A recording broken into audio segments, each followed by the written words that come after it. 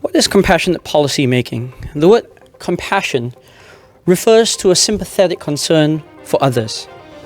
By linking compassion to policy, I am suggesting that the design of our national policies need to be more cognizant of how these policies play out, not just on the aggregate, but also how they impact different groups, especially those at the margins of society.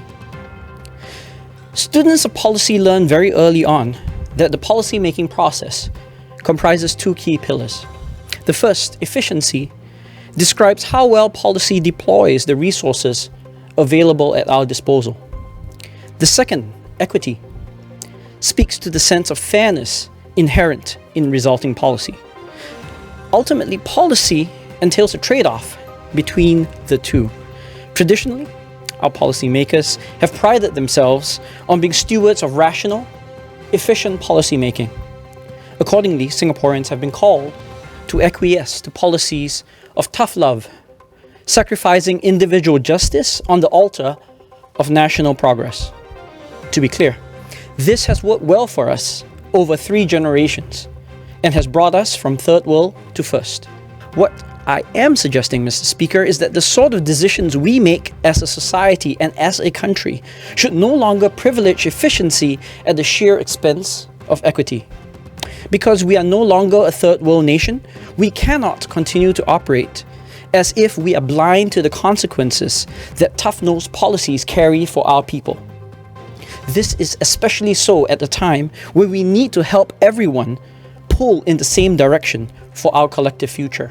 I would like to suggest that none of us have a monopoly over compassion.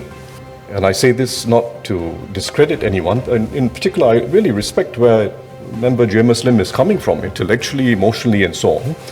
But don't assume that, no one should assume that you have a monopoly over compassion. I've listened to speeches over the last few days amongst everyone. I must say some of my PAP colleagues really made an impression on me. Not just for the very forceful proposals they were making, often going beyond what the government is doing, but the force of their conviction and the emotional force of their conviction. So please don't assume, none of us should assume, I'm not directing this at anyone in particular, none of us should assume that we have a monopoly over compassion. Also, and here's a bit of advice, try to avoid strawman arguments, like saying that the government is only interested in efficiency and not equity. That's frankly laughable.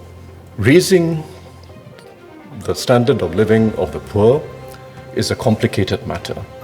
And I say this, by the way, as an economist, as someone who studies overseas experience very carefully, and who, together with my colleagues, is a practitioner